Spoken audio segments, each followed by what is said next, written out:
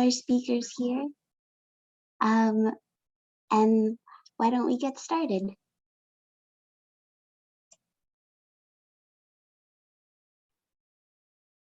Good morning. Greetings from New York, and thank you so much for joining us from all over the world. My name is Naveed Hanif. I work at UNDESA. Just few housekeeping details. This session is being recorded. We request you to keep your microphones mute. And in the interactive part, please post your questions in the chat box. I want to first of all thank you, the FSDO team, led by Ms. Caroline Lombardo, for organizing this, and of course our consultant, Ms. Angela Bester, for producing the study on the DCF survey. And we are delighted to have such a distinguished group of speakers who will be engaging in this conversation after the presentation by Ms. Bester. I will make just 5 key points. First is the timeliness of this launch, because the DCF survey findings on the state of play in the quality and impact of international development cooperation are being launched in one of the most complex global crises in recent history. And that brings me to the second point. What is the current context in which countries are struggling to accomplish so many goals and respond to the crises they are confronted with?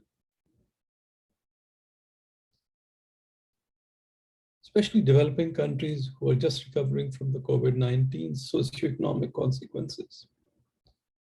Now they are confronted with monetary tightening, rising inflation, food and energy prices, and the consequences of war in Ukraine.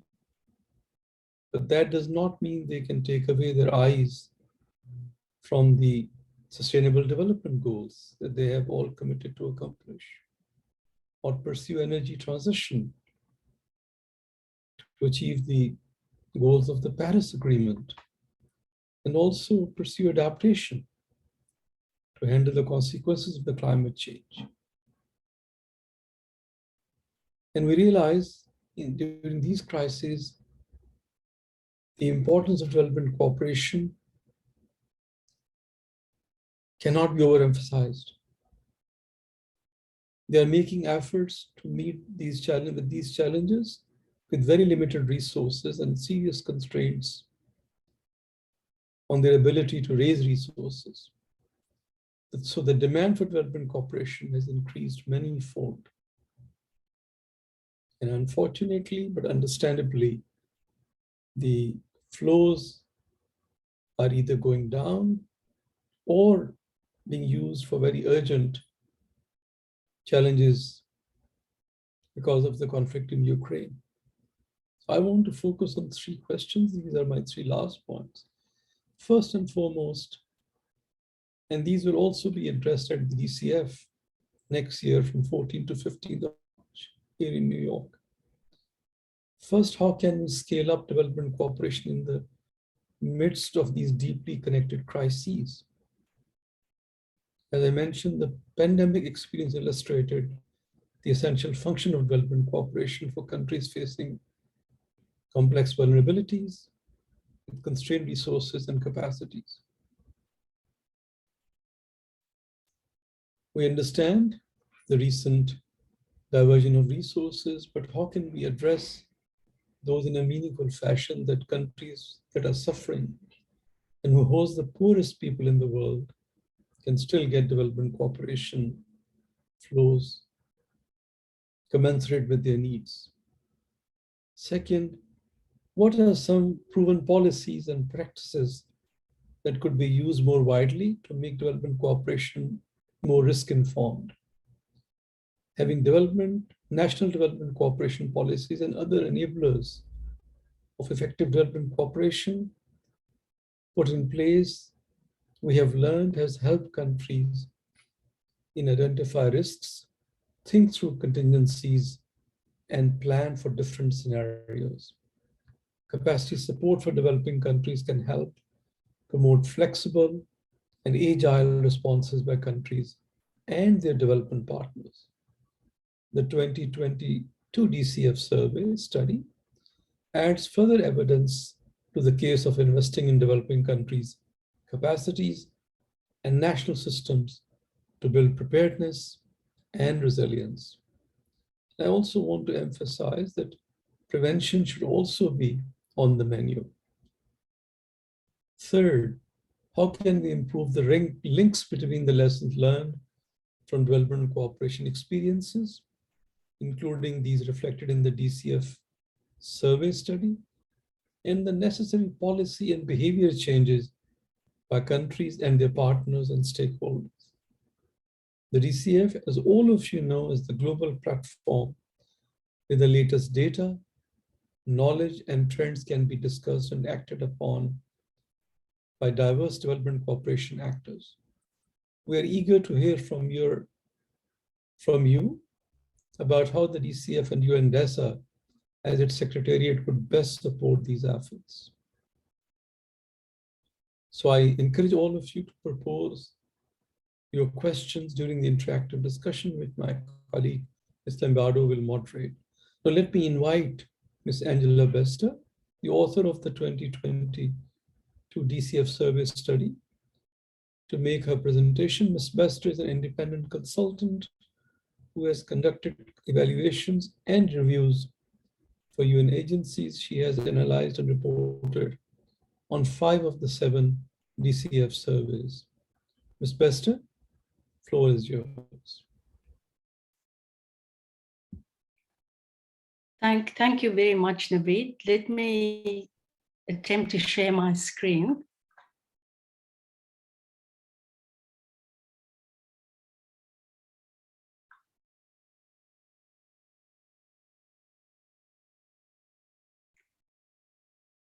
Are you able to see? Yes. Oh, good. Thank you. My time is quite limited, and I hope I can do justice to what is a fairly detailed report. But to just remind ourselves, the DCF survey has been going since 2009, and it has for me, two very important purposes that it serves. The first is the self-assessment by developing countries so that they can improve the effectiveness of development cooperation. And then for me, a second purpose really is to provide the sparks, the points for discussion at the high-level meetings of the DCF. And the findings of this study will be feeding into the high-level meeting next year. I've set out some of the procedures that we follow, and very important to note, the survey is anonymous because we want to encourage a frank feedback. The survey has always been organized around the key enablers of development cooperation. But this time round, what we have is we've added a new module on COVID-19. And not surprisingly, given the context within which we've been operating. This will be a refresher for many of us, but the key enablers of development cooperation are the overarching national development cooperation policies that set out visions, targets, and priorities for development cooperation. And they're very important because they serve as the foundation for the other enablers. The country results frameworks that set out monitoring for development cooperation, monitoring the implementation of the policies, and hopefully getting to evaluating the long-term impact. And then we have the development cooperation information systems that we call the DCIS. And this, again, is central for collecting, analyzing information on development cooperation that feeds into reporting, policy adjustments, and planning. The National Development Cooperation Forum, which is really a multi-stakeholder platforms. And these also serve as platforms for reviewing progress with the implementation of policies. And then cutting across, we have the support for capacity development. So those are the key enablers that we've organized the survey around. And in the report, we go into a lot of detail of the results under each of these. So let's just looking at the new module that we've included, COVID-19 recovery and resilience. And what is clear from the results is that all countries that participated have been affected in one way or another by the pandemic. And you're talking about the impact on development cooperation.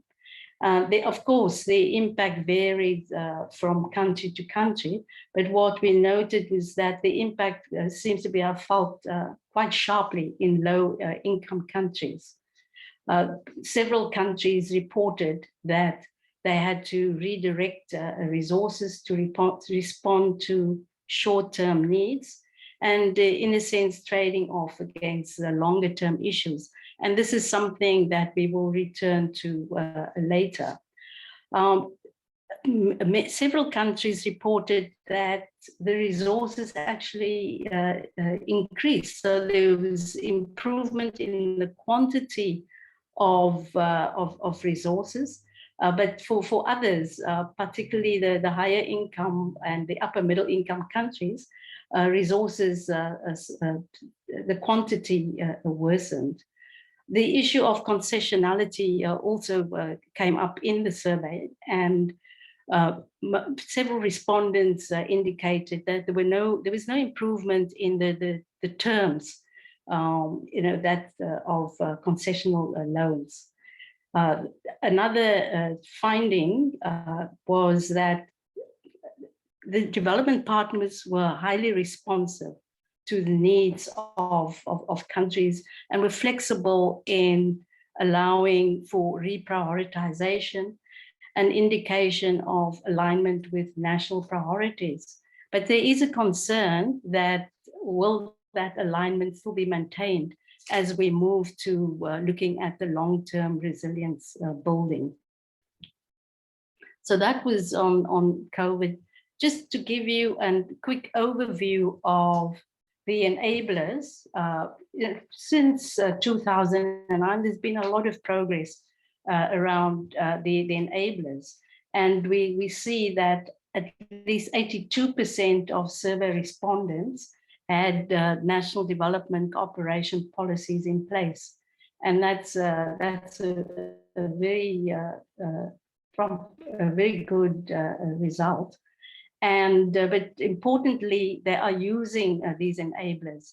And in the report, we provide examples of how countries use the enablers to support their response to COVID-19. For example, the National Development Cooperation Forums were important platforms for countries to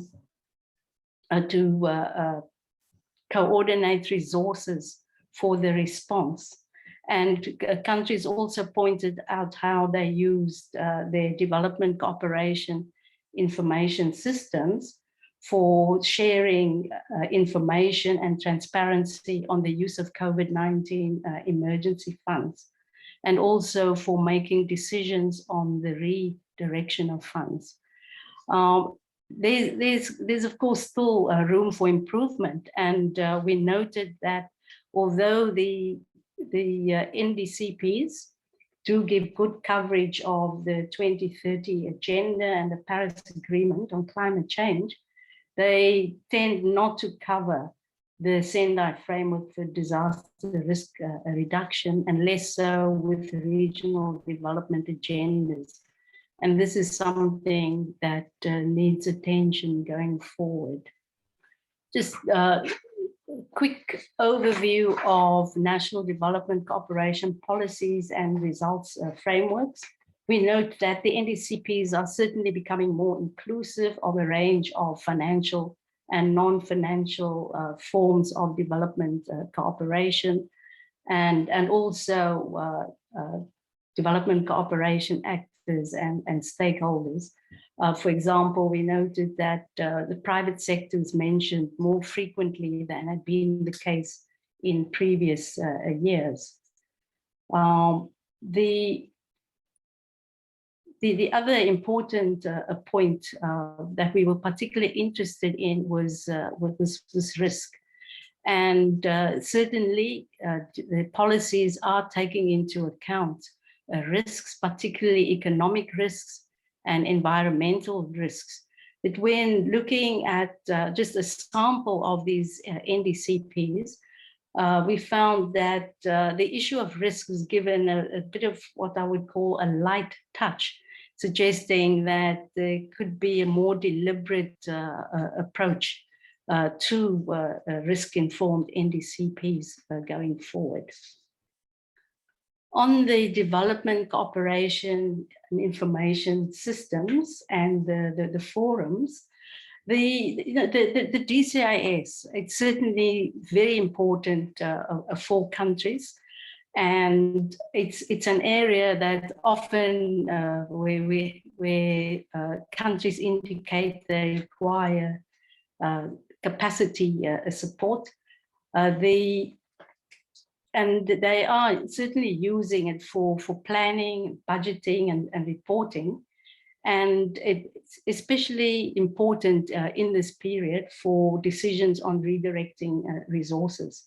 But again, as was raised in previous surveys, the issue of complete and timely information from development partners, it's still a shortcoming that needs to be addressed, as it does have an impact on how the quality of information that's available for decision making. The National Development Cooperation Forums have been, they proved to be very useful during the pandemic period, but there's certainly scope to improve the overall impact and effectiveness of these platforms. There are a number of barriers that respondents pointed to, particularly clarity of roles and getting political buy-in. And some indicated that procedures could certainly be streamlined. The participants in the survey, they identified, as you can see in the slide, a number of areas for where they need support. And yes, again, as in previous surveys, the issue of data monitoring and evaluation comes up strongly. But this time around, there was also a need identified for support in accessing finance that is under more favorable conditions, and then also some support on the coordination of development cooperation. But I think for me, the important thing about the capacity support is the way in which, or the approach to capacity development that participants emphasize, and that it should be better targeted and also build on existing capacities. So that was very important, and not to assume that no capacity exists in countries. So, and also good quality of capacity support was emphasized. As Naveed mentioned in his introduction, there's still there's a lot of risk, but what we picked up in the interviews, a lot of uncertainty and issues of risk, and these are intensifying. So we do need to have a risk-informed development cooperation, and also we need those enablers to be very agile, because the context is in flux. And we know that many of these risks or issues existed prior to the pandemic, but the pandemic has certainly exacerbated these. And then, of course, more recently, the war in Ukraine. So the few we have identified, I'm sure there are more, but these are the ones that came up through the interviews and that we conducted, and the survey itself. So climate adaptation, this is still a significant risk for participants, and they really need medium to long-term planning and more predictable adaptation financing from development partners. So that's a key message. And also the enablers of development cooperation can further support the achievement of national climate priorities. There needs to be better integration of climate priorities into NDCPs, and also countries could strengthen, developing countries could look to strengthening the DCIS to better track climate finance. So that's on climate adaptation. I think we all know now about the rising food insecurity. It's well documented and all over the news. And there is a scope for risk-informed development cooperation that can inform developing countries to address. It's no longer looming. The crisis is right here. I see it every day in my home country. And there needs to be greater investment in food systems. The food systems approach that we heard of at the Food Systems Summit, and encouraging things such as local production. And this is a very important issue for countries that are net importers of food. There's also the issue of the digital divide that needs to be closed. And we saw how the COVID-19, how the pandemic exposed the huge inequalities in ICT. And so development partners could respond to the needs of developing countries to narrow the digital divide. So that's another area. And social protection systems, in developing countries, they are very fragile at best. Huge gaps in the social protection systems.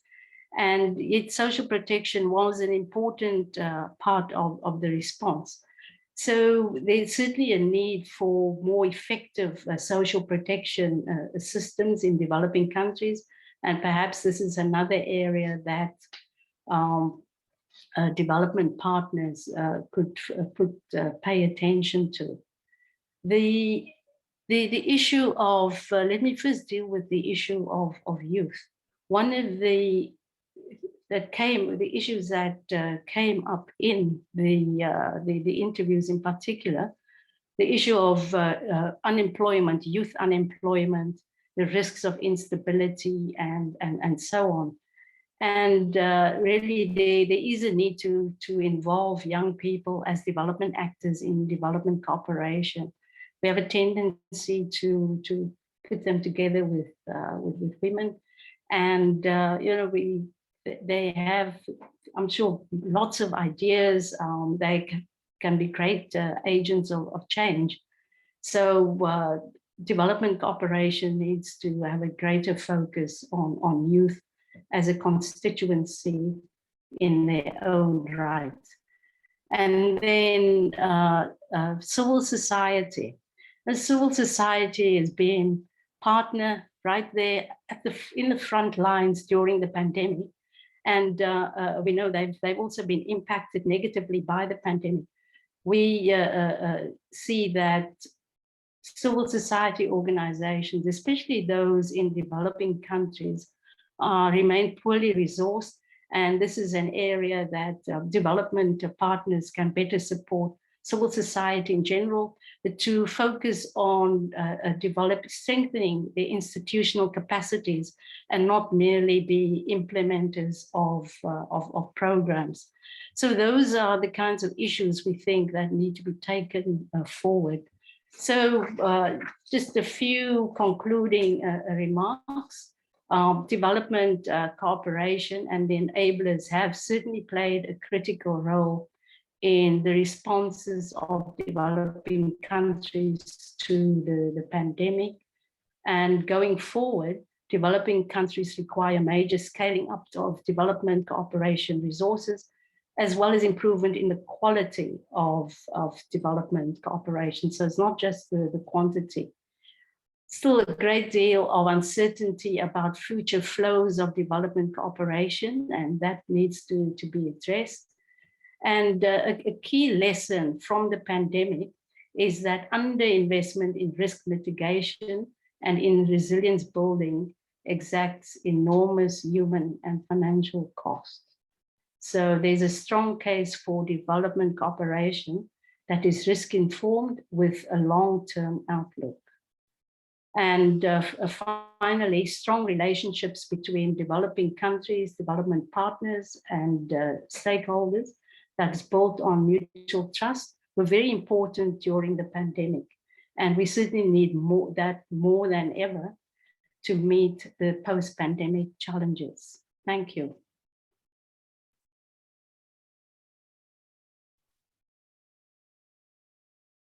Thank you so much, Angela. This is Caroline Lombardo speaking, UNDESA, Financing for Sustainable Development Office. Angela, you've done a great job distilling the presentation down into just a few minutes. Thank you so much for that. Wanted to inform all of our participants, in case you haven't seen it yet, the full study is available online, and my colleagues will put the link for you in the chat. Perhaps, Angela, if you could stop sharing your screen, that may help us move to the next part. Perfect. Thank you so much. Okay, so you've really laid the table well for discussion. Angela, I'm going to invite participants also. You can submit questions if you already have questions for Angela. You may please submit them in the chat or at any time throughout the presentations that are going to follow. I would like to introduce our panelists. We're going to start off with 3 panelists who are going to share specific insights from their own experience implementing and adapting the enablers of effective development cooperation that Angela has mentioned. We're going to start with Ms. Miriam Kagundu, Senior Economist, Development Assistance and Regional Cooperation Department, Ministry of Finance, Planning and Economic Development in Uganda. That's Ms. Kagundu. Then we'll have Ms. Peseta Numeasimi, Chief Executive Officer, Ministry of Foreign Affairs and Trade in Samoa. And then we will have Mrs. Gladys Mamti Asabute, Chief Economic Officer, Ministry of Finance in Ghana. So if I may ask our first panelist, Ms. Kagundu, to please join us on video. And I will ask you please to address 2 particular questions we have for you. First, how do the enablers of effective development cooperation support both short and long-term planning for recovery from the pandemic? And second, thinking about least developed countries in particular, how can the enablers of effective development cooperation support LDCs in pursuing country-owned priorities and in reflecting new realities as they emerge in this pandemic and post-pandemic period? So you'll have about 5 to 7 minutes, please, to address these 2 questions from your own vantage point. Over to you, please, Ms. Kagundu. Thank you. Thank you, Caroline.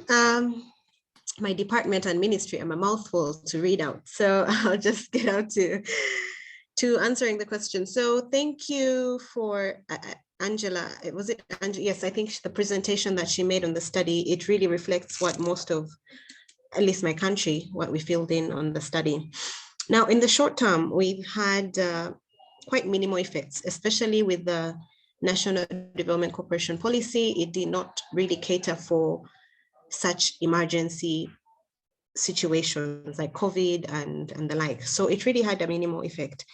But in the long run, we are currently, right now, I'm actually in a workshop where we're reviewing our policy and trying to see how we can adapt to these changes and how it can also reflect issues like the COVID, refugee response, climate change, gender. So that is the plan in the long run. The other one is the country results framework. Even that, the effect was also very minimal in the short term. But in the long run, we have quite a number of activities that are going on or that are planned. We have mapping of the support, ensuring mapping of the support to our national development plans or our priorities as a country. We're also looking at reviewing and upgrading a number of systems to cater for these emergency situations that happen. COVID taught us a lot. It taught us that we don't have to have a meeting where we're all seated together in one room. I see here, I'm in Uganda and I'm talking to people in so many different parts of the world. So right now we are upgrading our systems and also making a lot of changes to adapt to any other emergency situation that happens with our program-based budgeting, because we moved from sector planning to program planning. Our aid management platform, which is the system that supports that captures information on development cooperation and the like. So we also have a development cooperation system, which I just talked about, the aid management platform. It's an online tool. So this one provides information on what is coming into the country, grants, loans, and however, it also can't work in a bubble. If you don't put in the right information, it will not give you the right data or the reports after, or it won't reflect in the right maps or geocoding, whatever it is. So it is very important that we provide this information timely. Government, of course, is providing the best, or we're really giving in as much information as we can on budget, sorry. But when it comes to off budget, we still have a very big challenge with our partners that are not feeding in the information. So we don't get a holistic picture of what is happening and where the support is being taken to, which regions, which areas, which programs, and the like. We have a Development Cooperation Forum, which is called the National Partnership Forum. It's chaired by the Prime Minister. And of course, it's a high-level meeting attended by the ambassadors, the heads of corporations, ministers, and the like. This meeting is scheduled to meet every once a year, but it hasn't been happening as often because all these are high-level representatives, and also the schedules are also not aligning. And then we had COVID. We also have a couple of other forums where we meet with our partners. We have what we call the Economic Management Group. We always have an Economic Growth Forum.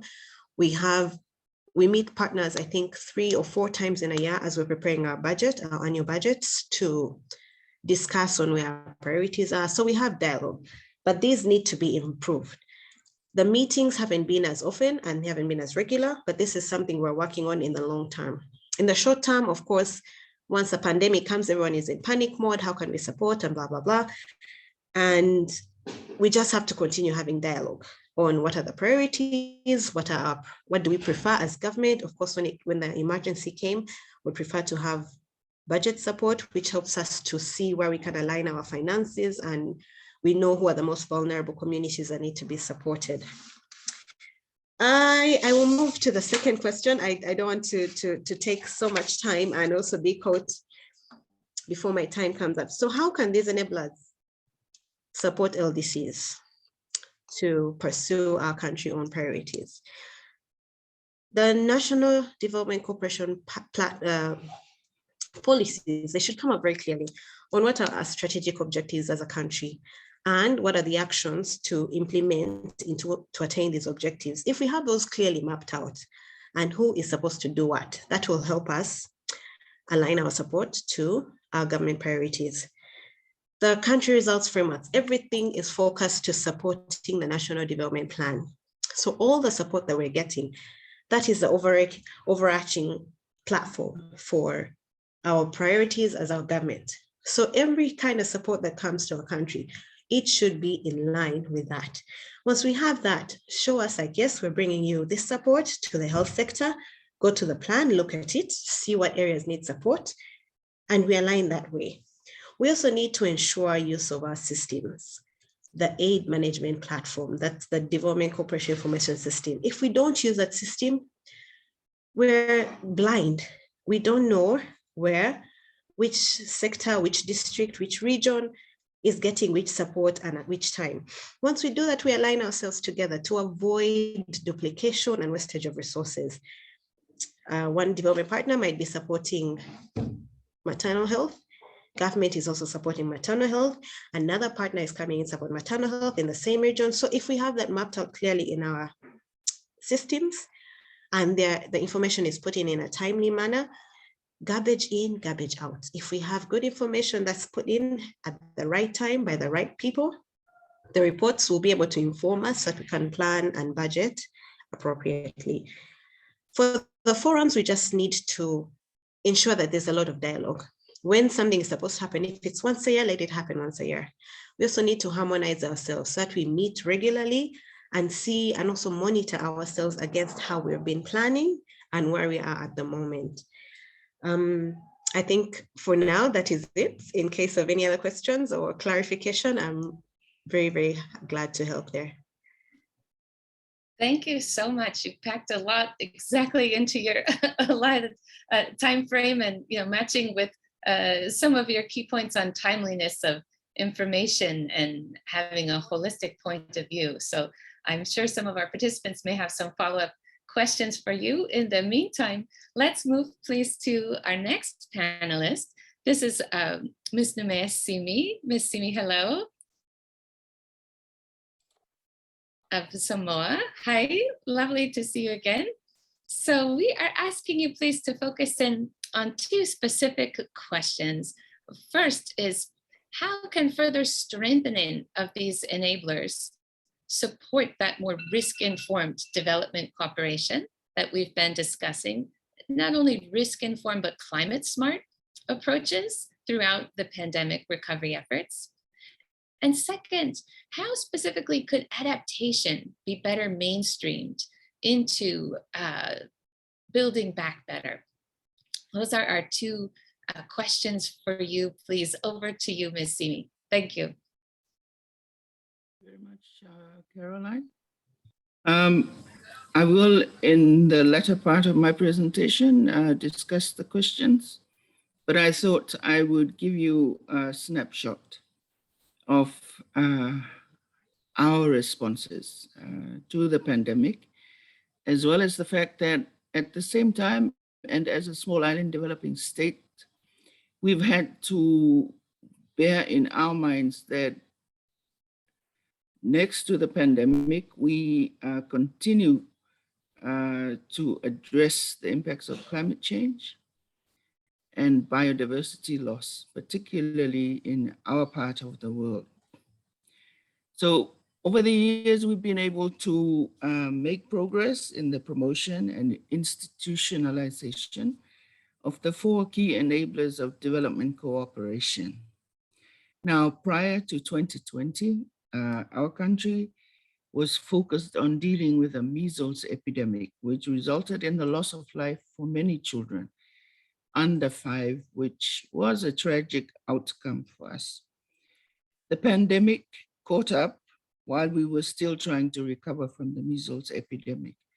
However, we were able to capture many lessons learned from the epidemic to help us further refining our response mechanism for the pandemic. The strategy was to ensure as much as possible that COVID-19 was kept out of the country, and that our geographical isolation as a small island developing state would be in our favor. At the same time, we were preparing for when the inevitable would happen and what our responses should be. And to us, good vaccination rates was the answer. And I'm pleased to announce that at this stage, all our vaccination rates are in the 90s, beginning with the 5 to 11 age group, 12 to 17, and 18 and over. And as a result, a decision has been made to open our borders on the 1st of August. And while we were focused on the immediate economic impacts of the COVID-19 pandemic, we knew it was critically important to engage with the longer term agenda. We knew that in the years to follow, the strengths of our recovery from the economic shock caused by COVID-19 will be in large part determined by the extent to which the opportunities outlined in our Samoa 2040 strategy are successfully pursued. And we convinced ourselves that there are opportunities among the many threats. The temporary disruption to international tourism and to labor mobility provided a chance for us to take stock of recent developments and recalibrate our priorities as necessary to ensure that we were in the strongest possible position to take advantage of these opportunities when they return. In agriculture, COVID-19 has highlighted the importance of ensuring food security and is a potential opportunity to further promote our import substitution agenda.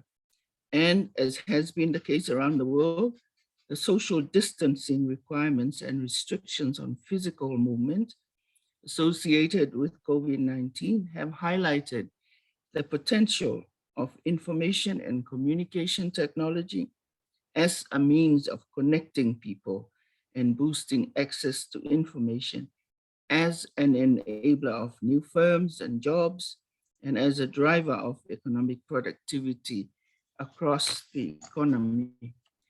Now, raising the trajectory of modest, volatile economic growth is vital, given that economic growth is the primary determinant of employment growth and of the incomes that our families have to improve their quality of life. Now, the questions that I have been asked to specifically address is how can further strengthening of the enablers support risk-informed and climate-smart approaches to development cooperation? Moving forward, development cooperation in all its forms should be adapted to ensure that it reduces risk, enables recovery, and builds resilience. We need to focus on the furthest behind first and enhance flexibility. As the pandemic exacerbates inequalities within and among countries, development cooperation must be allocated and used in ways that effectively reach and support those that are furthest behind, such as by strengthening our social protection and health systems. There's a need to invest in preparedness driven by country needs and priorities. And COVID-19 underscores the importance of preparedness, especially investing in crisis prevention, risk reduction, and of course, planning. Development cooperation should support countries to build institutional capacities to both prevent and manage crises. And responding to public health crises were adaptations in themselves for us from the usual natural disaster responses that we are so used to in this part of the world. How could adaptation efforts be better mainstreamed into development cooperation and building back better? Building back better will require responsive institutions to address risk and reduce vulnerabilities. And development cooperation can support countries to build capacities to both prevent and manage crises. We continue to underscore the importance of institutional capacities in achieving our national development, sustainable development priorities. Integrated national financing frameworks delivered through the stimulus packages that we have provided for our population help by linking plans, strategies, and resources and aligning them with our country priorities. The pandemic also provided our country with the opportunity to build effective social protection systems for sustainable recovery from the pandemic and to build resilient societies. Adaptation efforts are better mainstreamed into development cooperation through the integration of climate change policies and disaster risk reduction plans. Thank you for your attention.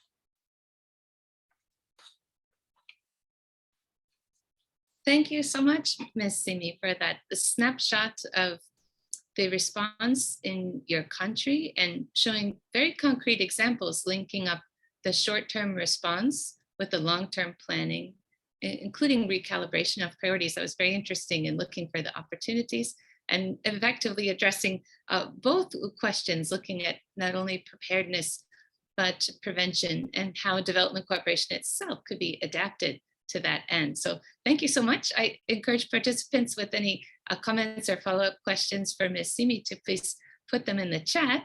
And we'll move now to our next panelist. This is Ms. Gladys Osipute. And Gladys, hello, if you could come on the screen as well, please, we can. Hello. Hi, nice to see you. Caroline, thank you how for are you joining us. doing? Yes, it's lovely to see you. So Gladys, we have two specific questions for you this morning. We heard at the top from Mr. Hanif about the declining access to concessional finance and many other challenges we've heard from all the speakers to sustainable development. So how have the enablers of effective development cooperation helped in navigating this pandemic and its various consequences? That's part one. And then part two for you, please. What do you see as key barriers in development cooperation, both policy and practice, to building resilience to future risks? So you have about 5 to 7 minutes. Over to you, please, Gladys. Thank you. Thank you very much, Caroline. And let me use this opportunity to say hello to my friends, all of you, especially Angela. Angela, how are you doing? Well, once again, you've done justice to the subject matter. And as I sat down and listening to you, I could feel Ghana in your presentation. So thank you very much for the good work. Yes, let me start by saying that the pandemic took all of us unawares. And the consequences have been very severe on all nations, be it emerging or developed. But the key issue I want to point out here is that because it's a novel and it took everybody unawares, we didn't have a man-made solution or ready-made solutions to them. Did the enablers of effective development cooperation help? My first answer will be that yes, it did. How did it help in circumventing the effect of the pandemic and then also minimizing the negative impact? The fact that we had development cooperation agreements with our development partners was the big blessing to us as a nation in Ghana. You see, the pandemic hit and everybody was running helter-skelter. You don't know where help is going to come from. Even though no one agreement had made provision for emergencies like this, the fact that we have ongoing agreements on projects and programs gave us the leeway for us to go back to our partners and to negotiate. So one, the existence of agreements that had resources, both physical and monetary, helped. The second one has to do with the flexibility. Through the development policies, cooperation policies, we could go to our partners, both multilateral and bilateral, and the flexibility with which we could move and change the project tone for activities that were now coming up as a result of the pandemic is worth mentioning, and I believe we actually mentioned it in our survey responses. So if you didn't have an agreement, you are now going to ask for funds or human beings to help you. Now you had the agreement, even though it had not mentioned specifically that funds under this agreement or project should be used for pandemic. You are here, you have it, and there are issues, and you could go to your partners to go and negotiate. So that is one of the ways that we used. And so most of the funds in our development interventions had to be reprioritized. And it worked very, very well for us. We were able to use some of those funds to look at social protection issues. People were in the streets, they didn't have anywhere to sleep. Now they had to go home to go and sleep. And even finding food to eat were issues. government had to come up, actively supported by development partners, to put in place social mechanisms to enable people to get at least 1 hot meal a day. People got rationing, and all other things that will help them to come out of the pandemic effect. The social sector, education and health also received a boost. And I'm emphasizing on the fact that these enablers that had actually helped us in reprioritizing some of the projects that were ongoing to use the funds to do other things that will minimize the effects of the pandemic. The private sector and the climate change issues also came up strongly, where the private sector, both domestic and international, rose to the occasion through the enablers, and especially in terms of the fifth one, the capacity strengthening. And here we saw a lot of capacity in our research institutions. Before then, we had only one, the Noguchi Memorial Research. But then, as a result of the development cooperation, both multilateral and the bilateral partners especially came in and helped our institution to set up a whole lot of research institutions that could immediately come up to help with the diagnostics that we needed so much to be able to make decisions. As a result of that, I also wish to put on record that the Ministry of Finance has set up a delivery cell on SDGs and Agenda 2030 at the Ministry of Finance, basically to ensure that whatever programs that we are going to enter into with our development partners is going to have a line of resilience. And even though nobody is praying for another pandemic, now we are actually putting resources together to ensure that if something like that should happen, we have budget lines in our development agreement with our partners so that we will be able to minimize the effect. So the enablers have helped sincerely, and almost all of them, the policies themselves, the fact that they existed. The forums, we haven't had too many of them since the COVID, but the country results framework has also established a lot of facts that is going to help us in the future. The data and the information system has seen a lot of upgrades and ensuring that well-segregated data on every aspect of our development initiatives have also been supported. I've mentioned the institutional strengthening, which is a key thing that has come out of this interaction after the pandemic. Now, the key barriers, they are still there. Our good friends, the key barriers are, you see, even though we have not come out of the pandemic and its effects already, we should be sure that division of labor, as my friend from the other panelists have said, division of labor for the DPs. We should concentrate on the areas that we have our comparative advantages. Well segregated data, we should continue to have it so that in the effect of any further pandemic, we will be able to have the figures that we need to plan and execute. We shouldn't be complacent, I will add. We shouldn't be complacent. It looks like complacency is already setting in and we are beginning to do business as usual. So these are the key barriers that I see, but I believe that the development cooperation policies and the practices are there, and we will be able to work with them to ensure that, one, in case of any pandemic in the future, we'll be able to mitigate the effect and also reduce the negative impact. I think I am within time, and thank you very much for the audience. Caroline, you were going to stop me. I could see from your face.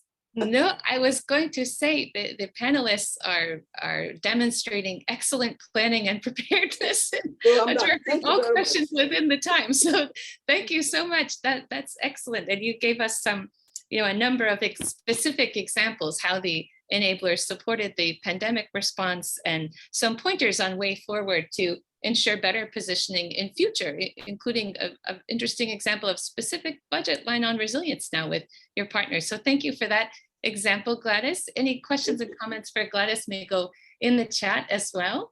We're going to move now. We're happy to have with us 3 discussants who are going to share from their different perspectives. I'm going to introduce you to the 3 of them, and then we'll move to the first one. So we will have with us Mr. Marcus Kahl, Counselor in Development and Economic Affairs from the Permanent Mission of Germany to the United Nations here in New York. Dr. Chun-Hung Zhong, Director, Center for International Development Aid Studies and Associate Professor at the Development Studies at China Institute for South-South Cooperation in Agriculture, and Mr. Luca De Freya, Deputy Secretary General, ActionAid, Italy. So Marcus, if you'd like to pop your video on, be happy to see you. And Marcus will share with us some comments from his perspective, from perspective of development cooperation partner. Thank you. Thank you so much for, thank you. So I hope you can see and hear me. Thank you so much for this opportunity to speak at this event. And I would like to thank all the presenters for their very insightful contributions, which totally resonate with our own thinking. And clearly we need more exchange, stronger cooperation. We need to learn from each other. And for that, I think new formats were put in place in the last years, like the Finance in Common initiative, which supports institutional learning and cooperation. And for the policy sphere, we also have very useful established formats like the HLPF and especially the Development Cooperation Forum, which provides a very inclusive platform for discussion that we just learned today again.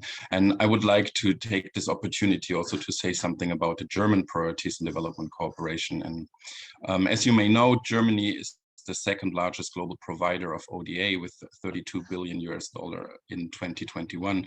And we achieved the 0.7% GNI in the last 2 years, which is of course a high importance and high priority of us. And what are we doing with this money? I mean, to say it with the Secretary General, we certainly need to rescue the SDGs. And as part of this, we are committed to help to make the global COVID-19 vaccination campaign a success. And we support procurement of protective equipment, PPEs, and therapeutics, alone with $1.2 billion to date. And the goal is to avoid future pandemics and to be better prepared with functioning health systems in case of an emergency. So clearly systemic support is needed, including social protection, as it was said today several times. And while doing this, it is of utmost importance to address the structural causes of hunger, poverty, and inequality. The issue of food security is gaining additional urgency due to the war in Ukraine right now, and it is feared that the world is facing the biggest hunger crisis in decades. So for this, we aim to support the economies of our partner countries to become more resilient, sustainable, and climate friendly. And closely connected to that, we aim to provide socially just answers to the global challenge of climate change within the framework of just transition. Extreme weather events are increasing worldwide, biodiversity is being lost, and with it our livelihoods. So the climate neutral transformation is therefore inevitable and urgently needed. An important part of this is the global energy transition, and we will therefore promote the expansion of renewable energies worldwide even faster and more decisively. And last but not least, and it was impressive to see this panel today, strong women are needed to implement all this.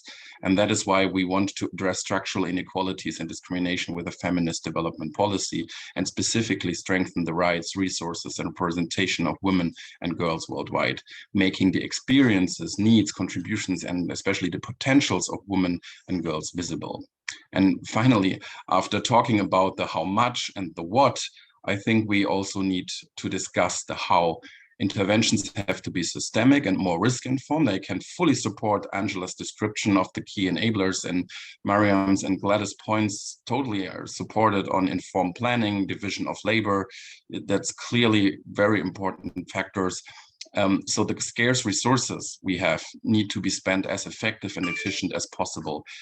And we need to use modalities which add more value than only the project outcome itself. And maybe this is also a bridge to the speaker after me. Just to give an example, we just published our new approach to triangular cooperation this January. This is clearly a modality which delivers on this. And we hope to explore more like this in the future. Thank you so much. Thank you so much, Marcus. You covered a lot of points and a lot of alignment and perspective with the previous speakers, as well as a beautiful transition to our next speaker. So how the method and modality of the development cooperation also adds value beyond the specific intervention. You gave an example of triangular cooperation. We're going to hear now from Dr. Zhong, an example of South-South cooperation. If you would like to turn on your screen, I do. Oh, I see your screen. There we go. Okay, you have 3 to 4 minutes, please. Over to you, Dr. Zhang. Please go ahead.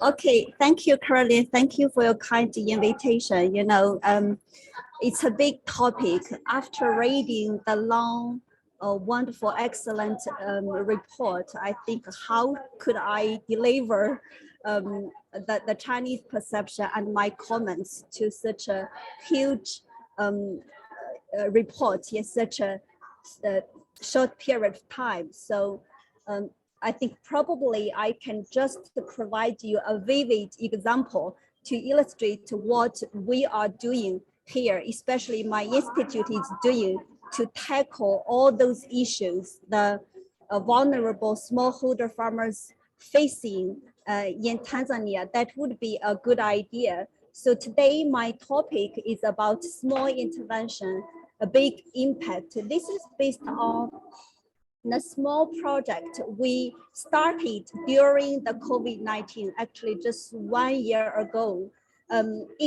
It's based on our long-term project, about 10-year project in 10 villages in Morogoro region, Tanzania. That project was called Small Technology Big Harvest.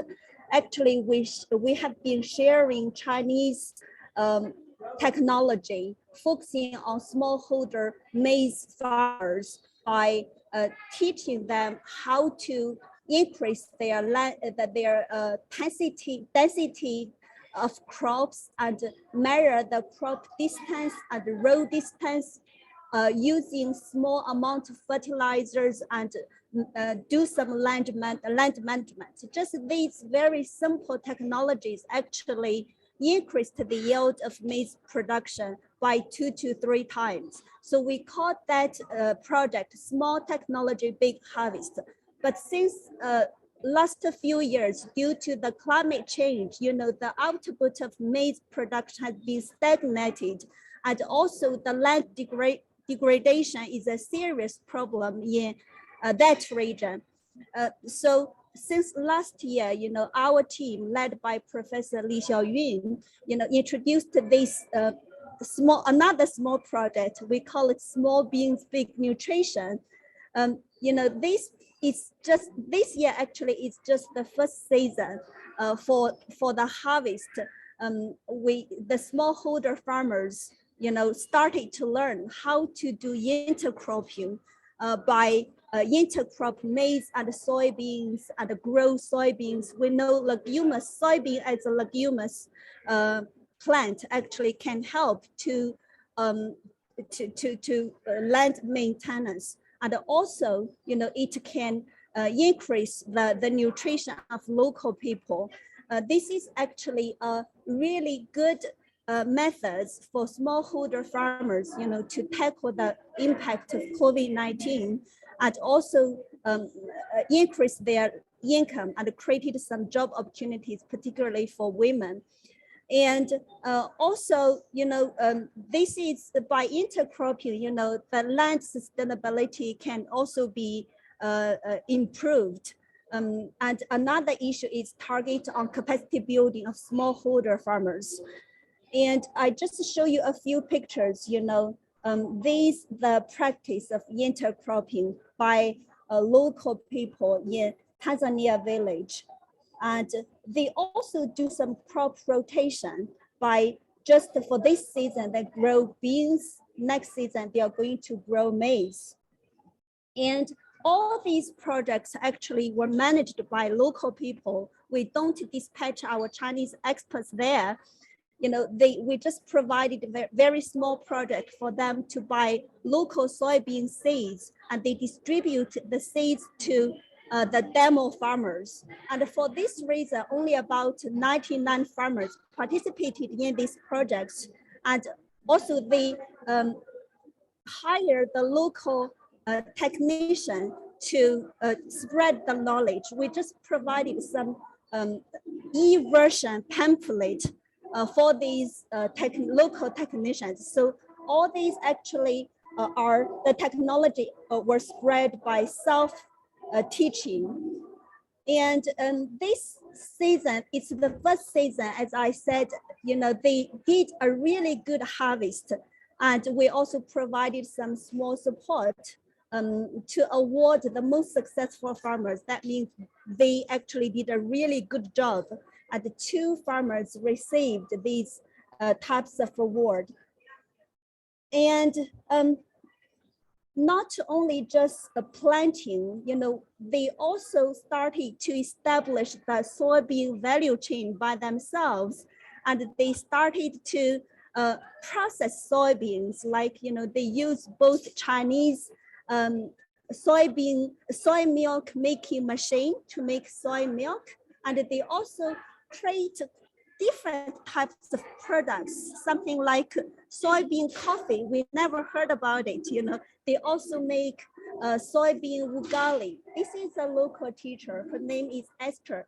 Yeah, she's teaching the students and also local people how to make soybean products.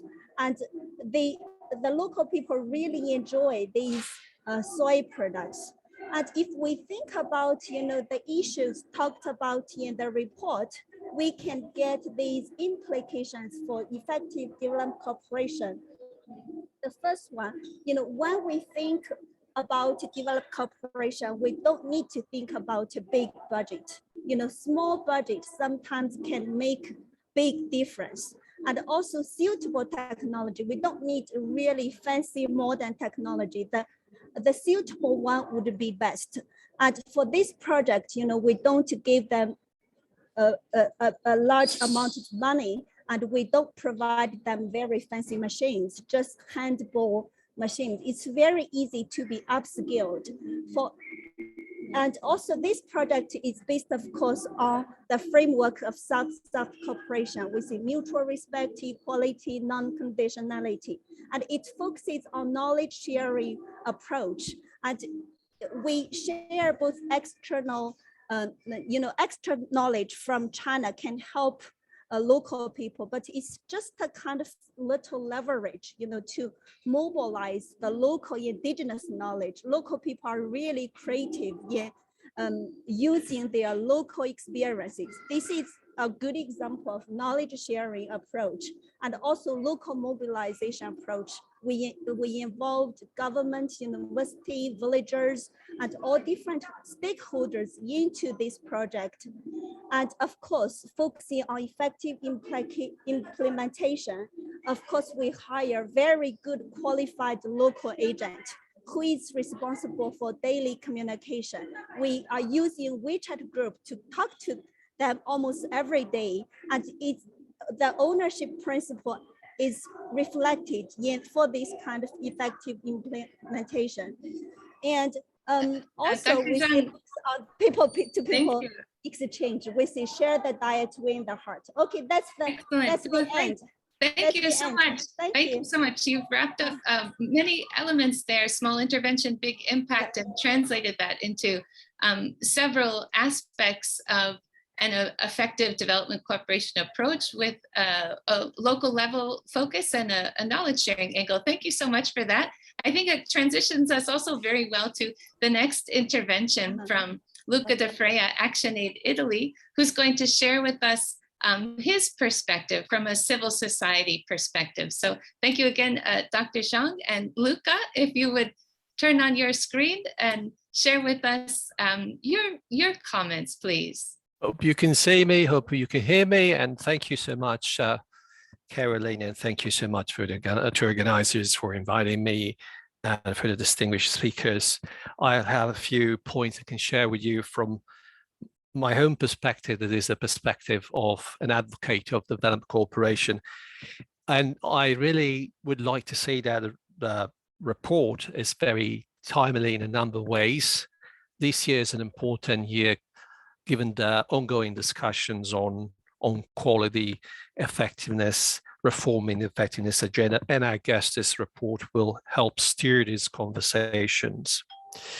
And I think this report really highlights the opportunities that we have as advocates of development cooperation to improve the narrative about development cooperation. We know that over the past few years, the narrative about development cooperation actually has been challenged in many ways. I think the report once again is demonstrating the specific unique value of development cooperation, not just ODA, development cooperation in a larger sense.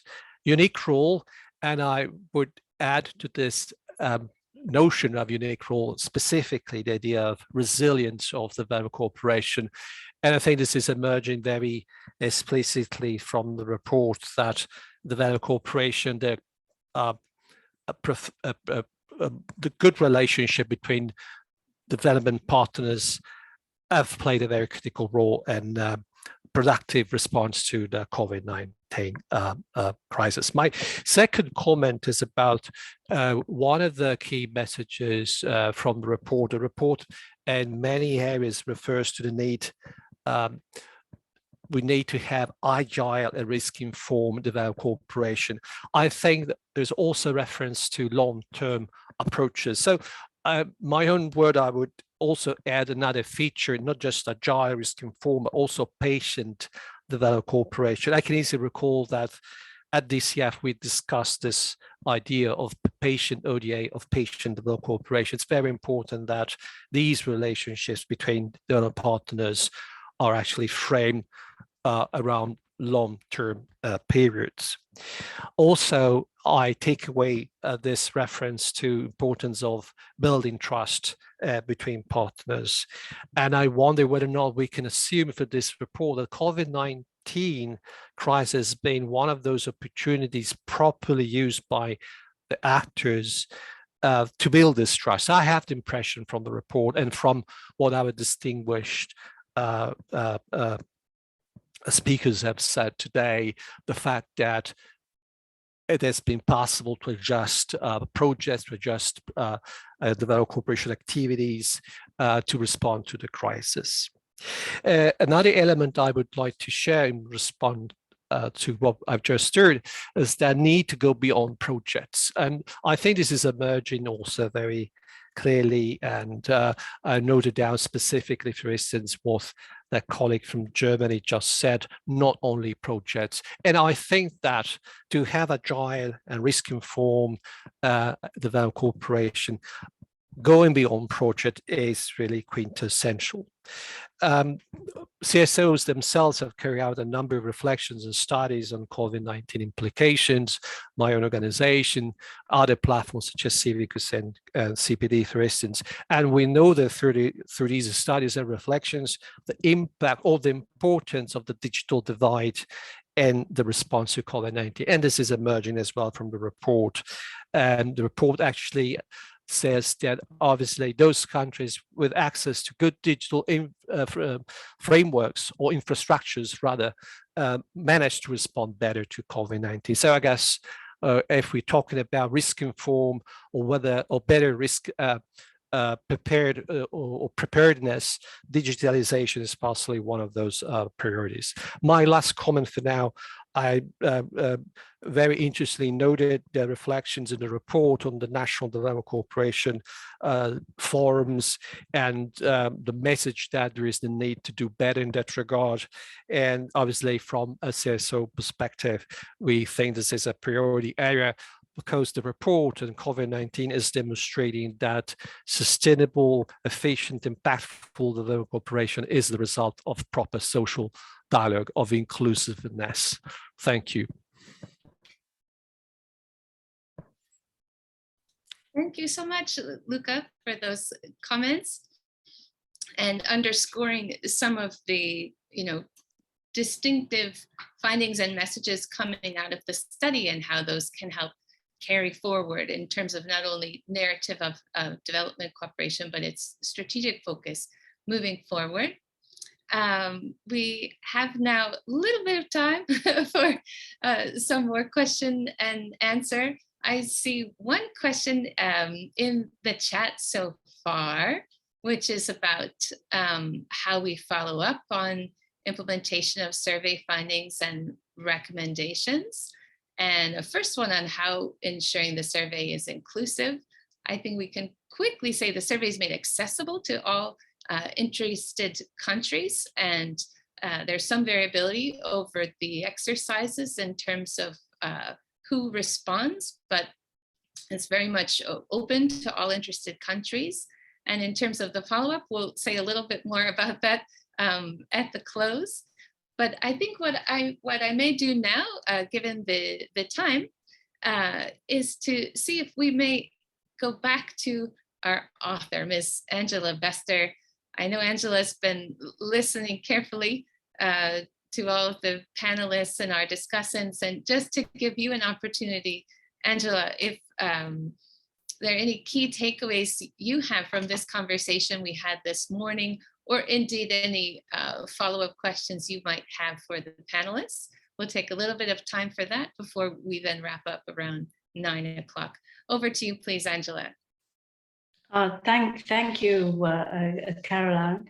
Yeah, indeed, a very, very rich discussion. And I've been taking notes quite frantically. But I think what struck me is that this whole term opportunities, I thought that was very, very important, because often when we talk about COVID, we talk about the risk and all the downsides, and we don't reflect sufficiently on the opportunities that COVID-19 has provided. And also not to, when we talk about resilience, bouncing back, I read an interesting article about bouncing forward so that you don't come back to the old position, but that you improve. So how do we bounce forward? How can development cooperation help countries to bounce forward? But I think the issue of opportunities are very important, something to explore. The other thing that struck me again is the importance of a systemic approach. And we talk about it all the time, and yet we also different modalities, and yet we like to fall back on projects. Projects are comfortable, we have control, we can measure, but we really need to, not to say projects are not useful, but we really need to shift our thinking to other ways of using development cooperation. And this South-South and triangular cooperation, I think going forward, it needs a lot more attention. I know I think we should draw a distinction between triangular cooperation and South-South cooperation. That might be useful. We tend to lump them together. So that's something that we should explore in the next survey. My sense is it's quite important. And then the issue of flexibility. And I think what we try to do in the study is to give credit to development partners that have certainly been very flexible and responsive. But we also need more and different. Developing countries need more and different. And that is where inclusive dialogue becomes, it's very important. We cannot overemphasize the need for that inclusive dialogue. And yeah, I'm talking very specifically about the inclusion of civil society. Maybe it's something I feel very strongly about. But my sense is that democratic spaces have closed down a bit during COVID, and also concerned that we might be becoming a bit complacent, because for some people, some countries, COVID is over, and for others it's not. So we need to deal with that.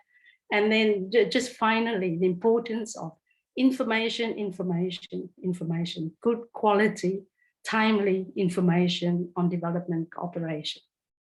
Thank you, Carolyn. I think that's pretty much it. Thank you so much, Angela, for bringing those really important threads together. And again, putting up what Luca pointed up as well. We're talking about long-term relationships here, not just flows or ODA, a very diverse field of development cooperation that's changing, and a diversity of stakeholders involved, managing short-term and and long term. And I was thinking back to your original slide where you were extracting from interviews and from the survey respondents, the risks and uncertainties that the developing countries are focusing on in thinking about not only crisis preparedness, but prevention and as you say, how to bounce back forward. And we heard from some of the panelists about efforts underway now, for example, to update national development cooperation policies with that in mind, look at integrating climate with disaster risk reduction and looking at social protection. So virtually all of those key areas, digital transformation, the panelists and discussants have illuminated very well. I think what we do now, if there are any further questions for our author or for panelists, please feel free to email them, share them with a DCF team, and we will continue to be in touch with the survey participants, in partly an answer also to the question from a gentleman from Rwanda. After the survey exercise concludes and the study is released, there's follow-up with every respondent to share a profile of the country responses against the global findings, as Angela has laid them out, as well as related resources. And we also have some additional activities in the capacity development space from now through to next spring, when the high-level meeting of the Development Cooperation Forum takes place, when I think you'll see, as we did last year in 2021, the survey exercise and the engagement and discussion around it very much informs the agenda setting and discussion, and indeed the specific outcomes of the high-level meeting. So this launch event is just the beginning. So hopefully you will all stay with us. And with that, let me just thank everybody, all of the speakers and participants for our discussion today.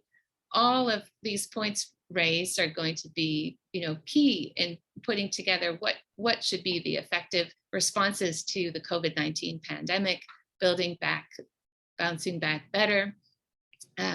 As I mentioned, the launch event will be followed by peer learning and capacity building events held at the regional level in the second half of this year. And these will be very much focused on how to advance progress on this approach to various approaches to risk-informed and climate-smart development cooperation. And each of those steps will be building the understanding and multi-stakeholder engagement toward the 2023 DCF. Everybody here is welcome. We will be holding the DCF convened by President of ECOSOC here in New York on 14-15 March next year. We'll be in touch with you. You please do not hesitate to be in touch with us. Any questions, suggestions, ideas, research, we are here to support ECOSOC and to support all of you as key stakeholders in the process. So with that, let me thank everybody for the discussions today and wish you all to keep safe and keep well. Thank you so much. Thank you. Thank you, Luca. Thank you. Thank you. Thank you. Thank you, Bye. Carol. Bye. Bye. Thank you, everybody. Bye. Take care. Thank you.